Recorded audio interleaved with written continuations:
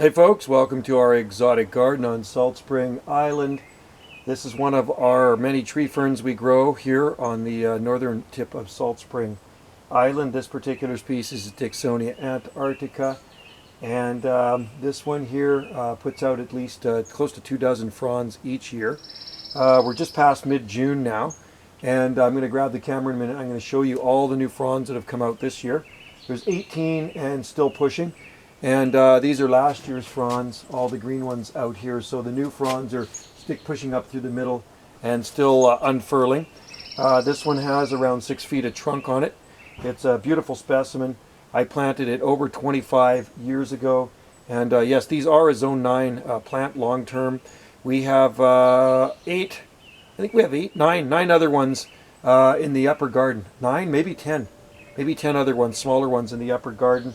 And Wendy just constructed a new tree fern garden up beside our back patio. It looks really nice, so we'll do a video on that shortly once we finish that patio. So I watered this. I just finished watering it. I water it every day in the dry weather. I water it through the center of the crown where the croziers unfurl. I also water the trunk. The trunk consists of roots, so I keep that nice and moist. Underneath it here, understory plants, there's lots of trachycarpus palms growing. There's Chamaedorea radicalis, aspidistra, and just a whole mixed mash of stuff growing in here, but mostly trachycarpus palms. But these are slow growers. 1 inch of trunk represents 1 year of growth, so you can figure out yourself how old this is. There are some nice ones growing in the milder locations on Salt Spring Island with good sized trunks, but only in the most sheltered microclimates here on Salt Spring Island, the Zone 9A locations here on the rock. In the colder areas of Salt Spring Island, you are not going to grow this unless you protect it. So I'll grab the camera here and I'll show you what I'm talking about. So there's the trunk, and then we'll get back from this a bit. So these are last year's fronds here. This is evergreen, this plant, and then there's the new flush that is coming out right now. They're not fully unfurled.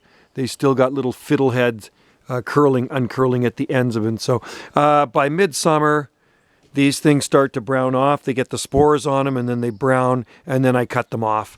But like I say, it is an evergreen plant here at this location, and it's just a spectacular plant. It always puts on a nice show every year, and when we have garden tours and people come to see the garden, it does kind of give you the wow factor, these Dicksonia antarctica. So that is a Tasmanian tree fern, and if you live in a similar growing zone, you probably want to try one in your own garden because they are pretty awesome plant, and they grow good with other exotic companion plants. This one's growing in full sun, and it does very well. Half a day full sun anyway. Thanks for watching. Cheers.